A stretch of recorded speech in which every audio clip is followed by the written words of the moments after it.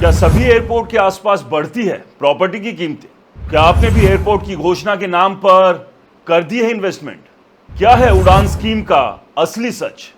दोस्तों, क्या किसी शहर में एयरपोर्ट बनने की अनाउंसमेंट हो जाने से वहां की जमीन सोना बन जाती है? क्या रनवे बनते ही करोड़ों की इन्वेस्टमेंट अपने आप आने लगती है? क्या हर एयरपोर्ट के आसपास गुरुग्राम, नोएडा या हैदराबाद जैसा डेवलपमेंट हो जाता है? अगर आपका जवाब हाँ है तो हो सकता है आप भी उसी गलती की तरफ बढ़ रहे हों जो पिछले कुछ सालों में हजारों इन्वेस्टर्स ने की। क्योंकि भारत में जैसे ही किसी नए एयरपोर्ट की घोषणा होती है, सबसे पहले ज़मीन के दलाल सक्रिय हो जाते हैं। उसके बाद सोशल मीडिया पर वीडियो आने लगते हैं, अखबारों में बड़े बड़े विज्ञापन छपने लगते हैं और हर तरफ एक ही बात सुनाई देती है, आज नहीं खरीदा तो ज़िंदगी भर पछताओगे। लेकिन क्या आपने कभी सोचा कि जिन शहरों में एयरपोर्ट बन चुके हैं, क्या वहाँ हर जगह प्रॉपर्टी की कीमतें कई गुना बढ़ी गई? क्या हर एयरपोर्ट आज हजारों यात्रियों से भरा हुआ है? क्या हर एयरलाइन वहाँ मुनाफा कमा रही है? और सबसे बड़ा सवाल, अगर एयरपोर्ट ही अमीरी की गारंटी होता तो भारत के हर छोटे शहर में आज रियल एस्टेट बूम क्यों नहीं दिखाई देता? दोस्तों, आज का वीडियो किसी एयरपोर्ट के पक्ष या विपक्ष में नहीं। आज हम डेटा, सरकारी रिपोर्ट, ग्राउंड रियलिटी और रियल एस्टेट की भाषा में समझेंगे कि एयरपोर्ट आखिर किसी इलाके की किस्मत कैसे बदलता है और कब बिल्कुल नहीं बदल पाता। क्योंकि एक समझदार इन्वेस्टर सिर्फ घोषणा नहीं देखता, वो पूरे इकोसिस्टम को समझता है। और अगर आपने आज का वीडियो अंत तक देखा तो फ्यूचर में किसी भी एयरपोर्ट, एक्सप्रेसवे, मेट्रो या मेगा प्रोजेक्ट के नाम पर ज़मीन खरीदने से पहले आप ऐसे सवाल पूछेंगे जो शायद 90% इन्वेस्टर कभी नहीं पूछते। नमस्कार, मैं हूं राज के वर्मा और आप देख रहे हैं रिपोर्टर जी, जहां मैं सिर्फ खबरें नहीं बताता बल्कि उन खबरों के पीछे छिपे इन्वेस्टमेंट की सच्चाई भी आपके सामने लाकर रखता हूं। दोस्तों, पहले समझिए कि उड़ान यानी उड़े देश का आम नागरिक योजना आखिर क्या है। क्या भारत सरकार ने 2016 में इस योजना की शुरुआत इस सोच के साथ की कि देश के छोटे शहरों को भी सस्ती हवाई सेवा मिले और जिन इलाकों तक पहले प्लेन नहीं पहुंचते थे वहां भी लोग कम किराए में उड़ान भर सके। नागरिक उड्डयन मंत्रालय के अनुसार 2014 में देश में लगभग 74 ऑपरेशनल एयरपोर्ट थे, जबकि पिछले सालों में ये संख्या बढ़कर 150 से अधिक ऑपरेशनल एयरपोर्ट, हेलीपोर्ट और वाटर एरोड्रोम तक पहुंच चुकी है। सैकड़ों रीजनल रूट शुरू किए गए और लाखों नहीं बल्कि करोड़ों यात्रियों को नई कनेक्टिविटी मिली। यानी ये कहना बिल्कुल गलत होगा कि उड़ान योजना सफल नहीं रही। इस योजना ने भारत के एविएशन सेक्टर का नक्शा बदल दिया। पहले जहां कई छोटे शहरों के लोगों को 8 से 10 घंटे सड़क से सफ़र करना पड़ता था, वहीं अब वो कुछ घंटों में दूसरे शहर पहुंचने लगे। टूरिज़्म को बढ़ावा मिला, मेडिकल ट्रैवल बढ़ा और कई स्टेट्स को नई पहचान मिली। लेकिन यहीं से कहानी का दूसरा चैप्टर शुरू होता है। एयरपोर्ट बन जाना और एयरपोर्ट का सफ़र होना दोनों बिल्कुल अलग बातें हैं। सरकार एयरपोर्ट बना सकती है, लेकिन सरकार यात्रियों को मजबूर नहीं कर सकती कि हर फ्लाइट में बैठे। एयरलाइंस तभी उड़ान जारी रखती है जब उसे यात्री मिलते हैं, उसे मुनाफा मिलता है और उस रूट की आर्थिक व्यवहारिकता बनी रहती है। नागरिक उड्डयन मंत्रालय और विभिन्न संसदीय डॉक्यूमेंट्स के अनुसार उड़ान योजना के तहत शुरू किए गए कई रूट समय के साथ बंद भी हुए क्योंकि पर्याप्त यात्री नहीं मिले या एयरलाइंस के लिए उनका संचालन आर्थिक रूप से टिकाऊ नहीं रहा। सीएजी की ऑडिट रिपोर्ट ने भी ये बताया कि कई जगहों पर रूट की व्यवहारिकता, ऑपरेशनल चुनौतियों और मांग का सही आंकलन ना होने जैसी प्रॉब्लम सामने। यानी सिर्फ रनवे बना देने से आर्थिक गतिविधि अपने आप पैदा नहीं हो जाती। अब यहीं से रियल एस्टेट की असली कहानी शुरू होती है। पिछले कुछ सालों में मैंने देखा है कि जैसे इसी जिले में एयरपोर्ट की घोषणा होती है, वहाँ ज़मीन की कीमतों में अचानक उछाल आ जाता है। कई बार ये उछाल वास्तविक मांग की वजह से नहीं बल्कि उम्मीदों की वजह से होता है। लोग सोचते हैं एयरपोर्ट आएगा तो कंपनियाँ आएंगी, कंपनियाँ आएंगी तो नौकरियाँ आएंगी, नौकरियाँ आएंगी तो लोग घर खरीदेंगे और घर खरीदेंगे तो ज़मीन अपने आप महंगी हो जाएगी। दोस्तों, सुनने में ये तर्क बिल्कुल सही लगता है, लेकिन वास्तविक दुनिया में ये समीकरण हमेशा काम नहीं करता। क्योंकि एयरपोर्ट विकास का सिर्फ एक हिस्सा है, पूरा विकास नहीं। अगर किसी इलाके में इंडस्ट्री नहीं, रोजगार नहीं है, अच्छी सड़कें नहीं हैं, लॉजिस्टिक नेटवर्क नहीं है, स्कूल और अस्पताल नहीं है, बड़े शहरों से आर्थिक जुड़ाव नहीं है, तो केवल एयरपोर्ट उस इलाके को आर्थिक शक्ति नहीं बना सकता। यहीं पर सबसे बड़ी गलती इन्वेस्टर करते हैं। वो एयरपोर्ट देखते हैं लेकिन उसके पीछे का इकोसिस्टम नहीं देखते। वो घोषणा सुनते हैं लेकिन मास्टर प्लान नहीं पढ़ते, ब्रोशर देखते हैं लेकिन ये नहीं देखते कि वहाँ रहने कौन आएगा। मैं हमेशा कहता हूँ कि रियल एस्टेट में सबसे बड़ा सवाल ये नहीं होता कि यहाँ क्या बन रहा है, बल्कि ये होता है कि यहाँ आएगा कौन। अगर रहने वाले नहीं आएंगे, अगर इंडस्ट्री नहीं आएगी, अगर व्यापार नहीं आएगा, तो ज़मीन की कीमत कुछ समय के लिए बढ़ सकती है लेकिन लॉन्ग टर्म तक टिकी नहीं रह सकती। और यही फ़र्क होता है स्पेकुलेशन यानी सट्टेबाजी और वास्तविक डेवलपमेंट में।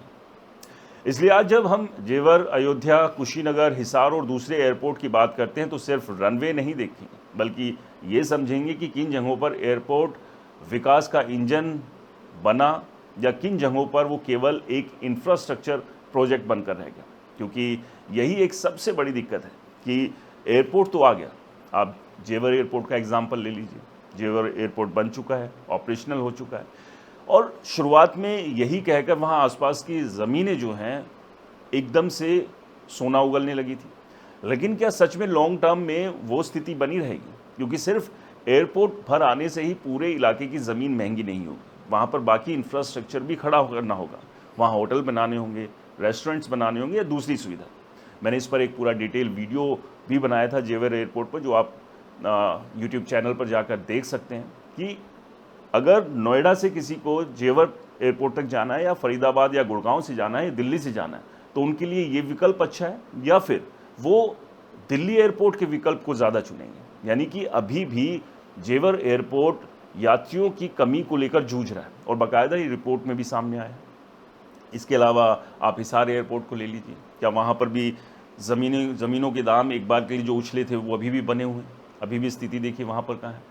गोवा के मोपा एयरपोर्ट की बात कर लेते हैं, यहाँ पर लगातार बिल्डर, दिल्ली और गुड़गांव के जो बिल्डर है, लोगों को ये कहकर प्रॉपर्टी बेच रहे हैं कि एयरपोर्ट के नज़दीक है, लेकिन आप क्या गोवा जैसी जगह पर एयरपोर्ट घूमने जाते हैं? नहीं, आप बीच घूमने के लिए जाते हैं। आप ऐसी लोकेशन पे रहना चाहेंगे 5-6 दिन जहाँ पर सारी सुविधाएं हो, बीच हो, नेचुरल ब्यूटी हो।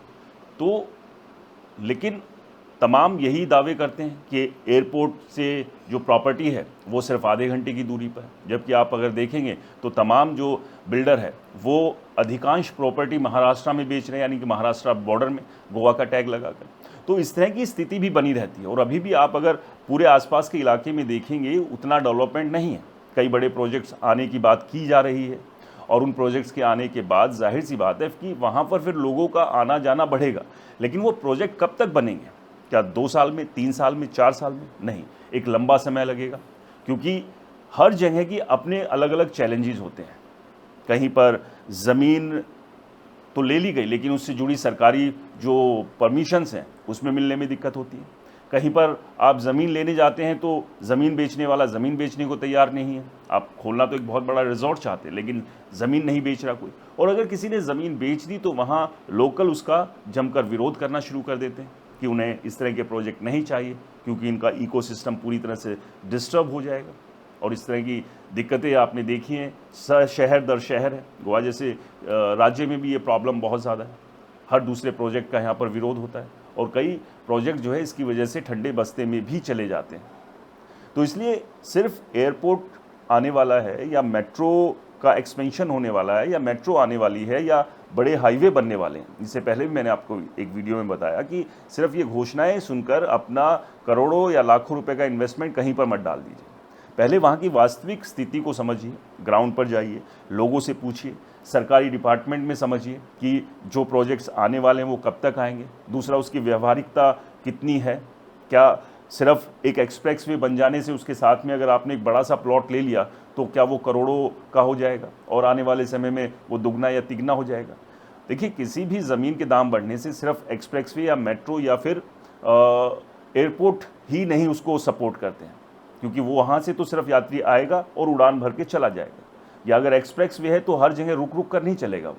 उसके लिए बाकी का इंफ्रास्ट्रक्चर भी आसपास जब तक नहीं डेवलप होगा, ज़मीन के दाम नहीं बढ़ने। यानी कि वहाँ मॉल आने चाहिए, वहाँ पर हाउसिंग सोसाइटीज़ आनी चाहिए, वहाँ इंडस्ट्री आनी चाहिए, वहाँ स्कूल होने चाहिए, वहाँ पर आपका हॉस्पिटल होने चाहिए। यानी कि तमाम जब सुविधाएं उस इलाके में डेवलप होगी तब जाकर वहाँ पर प्रॉपर्टी के दाम बढ़ेंगे। लेकिन सिर्फ हाईवे है और उसके पास में आपने ज़मीन ले ली और आसपास दूर दूर तक कुछ नहीं है, पूरा उजाड़ पड़ा हुआ है, तो ज़मीन के दाम नहीं बढ़ने वाले। इसलिए घोषणाओं को अच्छे से समझिए, घोषणा होने के बाद ज़मीनी हकीकत को अच्छे से जांचिए, लोगों से बात कीजिए, किसी एक्सपर्ट से सलाह लीजिए और उसी के बाद अपनी मेहनत की कमाई को कहीं पर लगाइए, सिर्फ आंख बंद करके मत लगाइए। तो दोस्तों, ये थी एयरपोर्ट के नाम पर प्रॉपर्टी खरीदने की पूरी कहानी। और ना केवल एयरपोर्ट, बल्कि ये मेट्रो, रेलवे, एक्सप्रेसवे तमाम घोषणाओं पर लागू होती है। दोस्तों, क्या आपने भी कहीं सरकारी घोषणा का जिक्र सुनते ही इन्वेस्टमेंट किया है? अपना अनुभव कमेंट बॉक्स में ज़रूर बताएं। वीडियो पसंद आए उसे लाइक करें, ज़्यादा से ज़्यादा लोगों को शेयर करें ताकि वो लोग भी जागरूक हो सके। और आपके अपने चैनल को सब्सक्राइब और फॉलो करना बिल्कुल ना भूलें, क्योंकि आपको यहीं पर मिलती है रियल एस्टेट की सबसे दमदार, सटीक, सही और बेबाक खबरें।